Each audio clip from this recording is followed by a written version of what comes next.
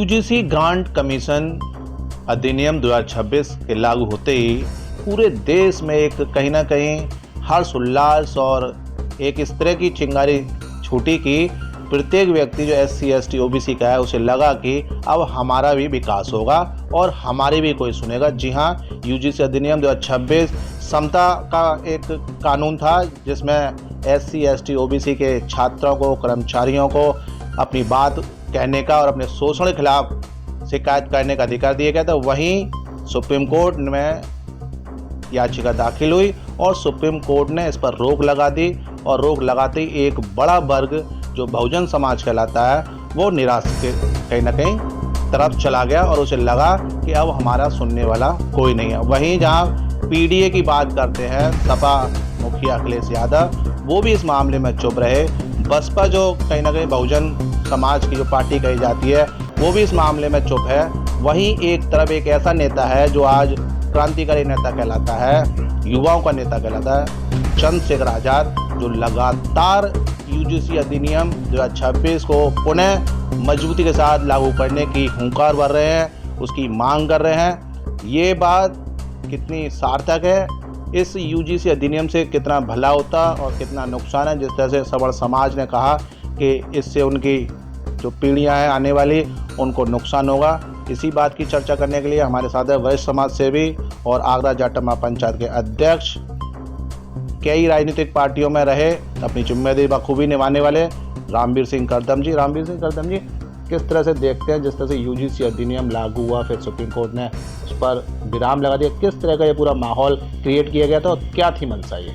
देखिएगा, यूजीसी लागू करके भारतीय जनता पार्टी की सरकार दलित, पिछड़े, OBC समाज की वाई तो लूटना चाहती थी, पर इनकी नीयत ठीक नहीं थी। सरकार की नहीं चाहती थी कि ये नियम लागू हो।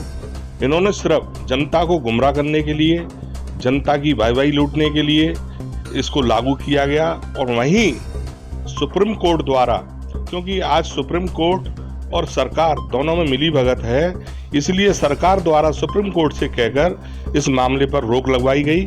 क्योंकि आज सरकार के पास, मैं नहीं कहना चाहता न्यायालय के बारे में, पर यह संभव है क्योंकि वहाँ भी न्यायालय में वही लोग बैठे हैं जो दलित विरोधी हैं, OBC विरोधी हैं, पिछड़े विरोधी हैं, तो उनसे हमें न्याय की उम्मीद नहीं है। और ये सरकार सिर्फ दलितों को गुमराह करने के अलावा, OBC समाज को गुमराह करने के अलावा और उनको अधिकार देने में आगे नहीं आती है, सिर्फ गुमराह करती रहती है, सिर्फ वोटों के लिए। और इसी यूजीसी के मामले को लेकर अगर देश में कोई नेता है तो वो हमारे नेता हैं चंद्रशेखर आजाद, जो बराबर इसकी लड़ाई लड़ रहे हैं। आपने देखा होगा जंतर मंतर पर भी इन्होंने इसी मुद्दे को लेकर लड़ाई लड़ी। इस देश में अन्य दलों के जो नेता हैं या भारतीय जनता पार्टी में जो दलित समाज के और OBC समाज के और पिछड़ी समाज के जो सांसद हैं, वो उस मुद्दे पर कोई नहीं बोल रहा है, क्योंकि वो सब गुलाम हैं। वो सिर्फ भारतीय जनता पार्टी के इशारे पर, क्योंकि उन्हें मालूम है अगर हम इसके अपने समाज के फेवर में बोलेंगे या हम इसका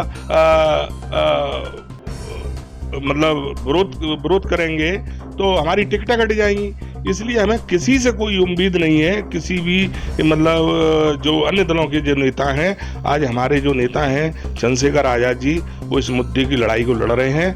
अगर हम सत्ता में आए तो इसको हम लागू करने का हमारे जो नेता हैं वो पूरा प्रयास करेंगे। बड़ी बात कि भारतीय जनता पार्टी की सरकार SC ST OBC को गुमराह कर रही है। राजनीतिक लाभ लेने के लिए यूजीसी अधिनियम लागू किया गया और वहीं पीछे से सुप्रीम कोर्ट द्वारा इस पर रोक लगा दी गई। तो एक कहीं ना कहीं ये कहावत है कि एक तीर से दो निशाने साधने की पूरी कवायद भारतीय जनता पार्टी की सरकार ने की। फिलहाल क्योंकि चुनाव आगे है, 2027 का चुनाव है, ये तो जनता तय करेगी कि आखिर किसका पलड़ा भारी रहेगा। यूजीसी अधिनियम का जो एक कहीं ना कहीं जो फार्मूला उन्होंने क्षेत्र में, देश में, प्रदेश में जो एक दिया है, वो कहाँ तक सार्थक साबित होगा भाजपा के लिए। और कहीं ना कहीं जिस तरह से आज़ाद समाज पार्टी के चीफ भाई किस तरह से पार्टी को मजबूत करने की एक कवायद कर रहे हैं, कैसे मजबूती मिलेगी? मान्यवर काशीराम साहब ने बाबा साहब के बाद जो मिशन छोड़ा था, वो आज उस मिशन को सबसे ज़्यादा बढ़ाने का काम माननीय सांसद चंद्रशेखर आज़ाद जी, आज़ाद समाज पार्टी के राष्ट्रीय अध्यक्ष कर रहे हैं। और उनका एक ही मकसद है कि हमारी केंद्र में और राज्य में सरकार होगी तो दलितों का, पिछड़ों का, अल्पसंख्यकों का, जो गरीबी की रेखा से नीचे हैं, उनका हम भला करेंगे। आज देखिएगा इस देश के अंदर और प्रदेश के अंदर कि शिक्षा, चिकित्सा, रोटी और कपड़ा, मकान इतना महंगा हो गया है, वो हर आदमी के बस की बात नहीं है। इन सब चीज़ों को, क्योंकि हमारे जो नेता हैं वो उसी समाज से निकल के आए हैं, गरीबी की रेखा से नीचे से निकल के आए हैं, उन्हें इस देश की गरीब जनता का पूरा ख्याल है। अगर हमारी सरकार बनेगी तो ये सारी चीज़ें जनता को फ्री मिलेंगी, चाहे वो चिकित्सा हो, चाहे वो शिक्षा हो, चाहे वो मकान हो, चाहे वो रोटी हो, ये सब चीज़ें फ्री मिलेंगी। क्योंकि आज समाज इतना कमज़ोर हो गया है और जब से भारतीय जनता पार्टी की सरकार आई है, हमारे लोग 5-5 किलो गेहूं और उसके लिए मोहताज हो गए हैं इस सरकार से लेने के लिए। क्योंकि इस सरकार के पास ना तो रोजगार है, रोजगार नहीं देना चाहते, ये सिर्फ 5 किलो गेहूं देकर जनता को संतुष्ट करना चाहते हैं कि आओ हमारे पास भीख मांगो, समझे, ये हम भीख आपको आजीवन देते रहेंगे, समझे ना। ये भीख के अलावा चिकित्सा इतनी महंगी हो गई, गरीब आदमी इलाज नहीं करा सकता किसी अच्छे हॉस्पिटल में। शिक्षा इतनी महंगी हो गई है कि अच्छे कॉलेजों में, स्कूलों में मतलब अपना बच्चे का दाखिला नहीं करा सकता।